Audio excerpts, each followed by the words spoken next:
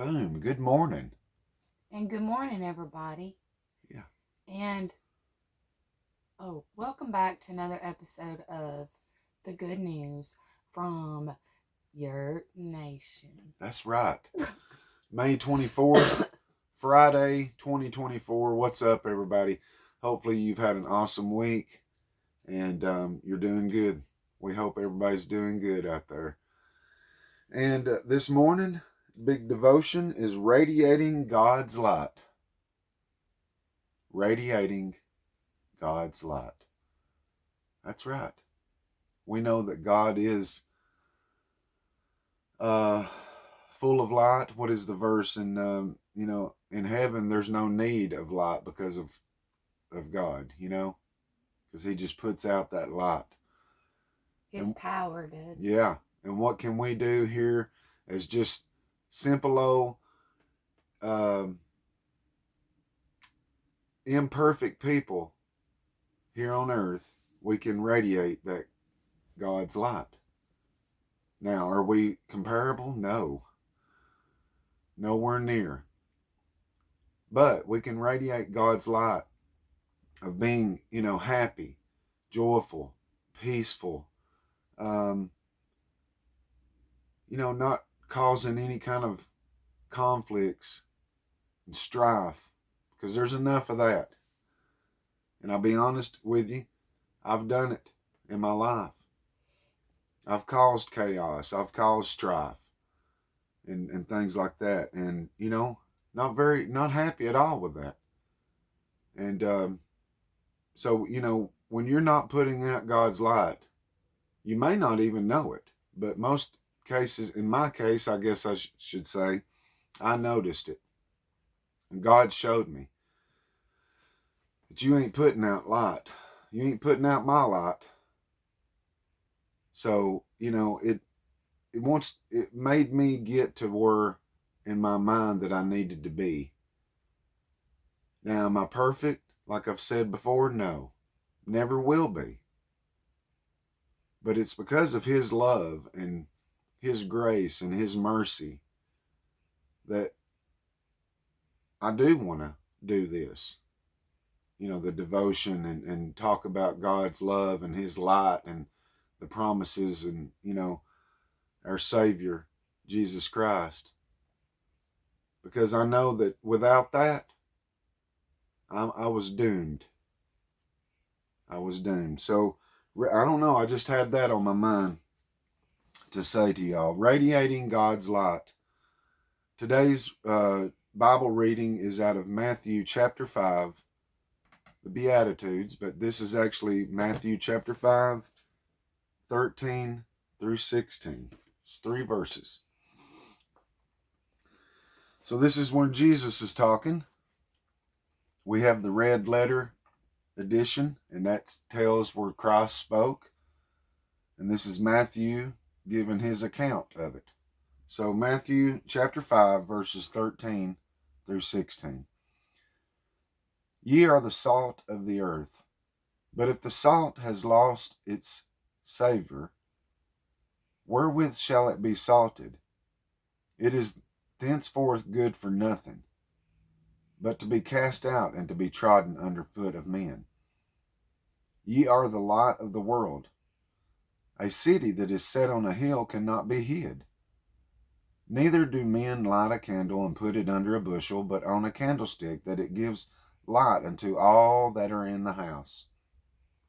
Let your light so shine before men, that they may see your good works and glorify your Father which is in heaven. I mean, that was so very true and so very simple that Jesus spoke. Christianity and reading the Bible is not hard. We make it hard. How is that hard? How can you not understand that simple?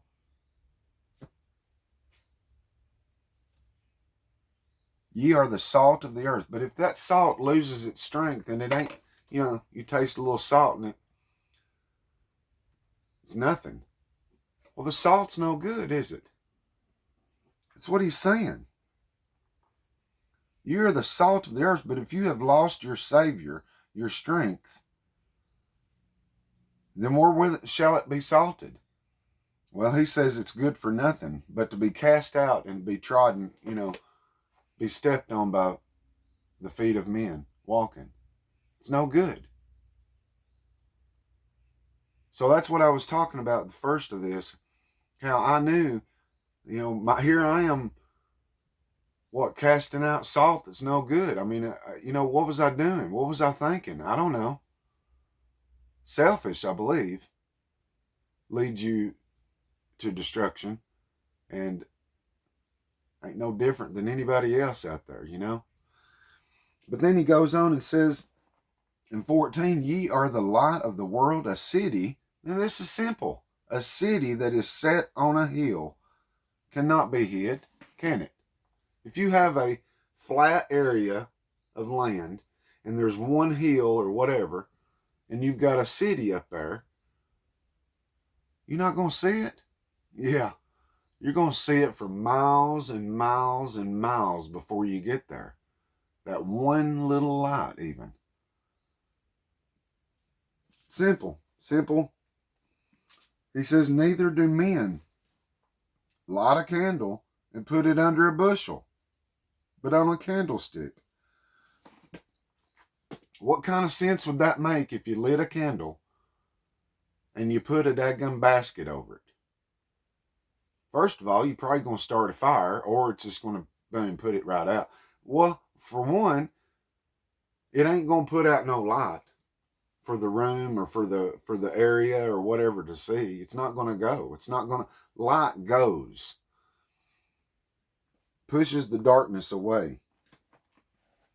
He said, put it under a bushel and put it on a candlestick, and it giveth light unto all that are in their house. Right. So 16 says, let your light so shine before men that they may see your good works and glorify you. No, not glorify you. Oh, look at what you're doing. Look at you. No, it ain't about you. It's about God. And so if anybody does glorify you, you need to set them straight right then and there and say, wait a minute. Don't look up to me, because I'll let you down. I'll break your heart. But God is the one you glorify. He's the one that why I have happiness, and he's the one why I have joy. And he's the one why I even sat here one day and told Cynthia, hey, why don't we take our second channel, Yurt News, since we're not doing nothing with it, and why don't we name it The Good News from Yurt Nation? Because he put that on me to, quit keeping it to yourself. Don't just read these devotions when you've got people out there that may want to hear it, may need to hear it. Well, and so we did. It's like hiding, reading the devotions for yourself is great. But if you're just reading that devotion and you're shutting it up, and then you're going about your business and you're not doing anything that you just read that day or any other day or weeks or months before, then what is it doing for you? Right? We gotta be able to show how God's working and how powerful God is. So just simple parables and simple teachings from Jesus. Why? He wanted it so that a kid could understand it. A kid can understand that. Can that house up on that hill be hid if it has a light? Well, no. Especially if you do visual aid, light on, you can see it. Light off, can't see it as much. Maybe not at all. But anyways, there's that. Radiating God's light. This devotion says, how do we approach the day? ? When we first open our eyes in the morning, we could immediately start worrying about the challenges of the day. We might feel stress and anxiety before our feet hit the floor. And I'm going to stop right there because I do this. I still have problems with this. Not as much as I used to. I can go back, but even before we did any kind of YouTube channel, that every morning I woke up my eyes and I began to worry about that day. And oh, well, Corey, there was a lot of things for you to worry about right then and there. Yeah, there were a lot of things in our lives that were not good, that were scary, hard, confusing. But even then, I shouldn't have started my day worrying. Didn't help none, I'll tell you that, from looking back from where I'm at now. And like I said, yes, I'd still do that from time to time. Wake up and start thinking about things. But now I stop. I just stop. I stop myself. Because what in the world is that going to do for me and Cynthia's day, my day, or anybody's day that I come encounter with? If I don't start out right, it ain't going to be good. Now, I ain't saying that you don't start out have a good start, that you can't get back and have the rest of the day and a good day. Yes, of course you can. And that's what's awesome, So yeah, we might feel stress and anxiety before our feet hit the floor. However, we could choose to allow God's light to shine from His presence in us and determine to see the day through His grace and glory. Well, I'm going to reread that. However, we could choose to allow God's light to shine from His presence in us and determine to see the day through His grace and glory. We can only lead others to Him if we choose to reflect His light. Yeah. I am reminded of a song. I feel good. Remember that song? Yeah, I knew that I would. Yeah, I believe that's it. I think. But okay, I'm reminded of a song, I Feel Good, where the lyrics begin with the realization that even though there will be cloudy days in life, we can still choose to allow our gift of light to shine. That's it. It's choice. It is choice.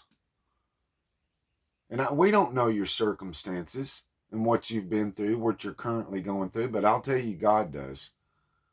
No, just like when me and Cynthia was going through things, and I was talking about waking up and worrying and anxiety and all that and stress, and God knew. See, nobody else knew, but God knew. And we just needed to learn how to be patient through the hard, difficult days and nights that He's going to see you through. And He did. And He does. So yeah, there could be cloudy days in life, but we can still choose to allow our gift of light to shine. May we remember as children of God that our responses to the good, the bad, and the ugly in our lives can still become radiant light. That our responses to the good, the bad, and the ugly in our lives can still become radiant light. And whatever you do, moments which move us to shine for His glory. So, there you go. That's Matthew. That's Jesus. That's Jesus telling us some simple things to apply to our lives. And I'll tell you, as soon as you start trying to apply it to your lives, I'll tell you what you're going to encounter. You're going to encounter the enemy. You're going to encounter the enemy. I'm speaking only from experience. I'm speaking from when me and Cynthia have went through some times in our life that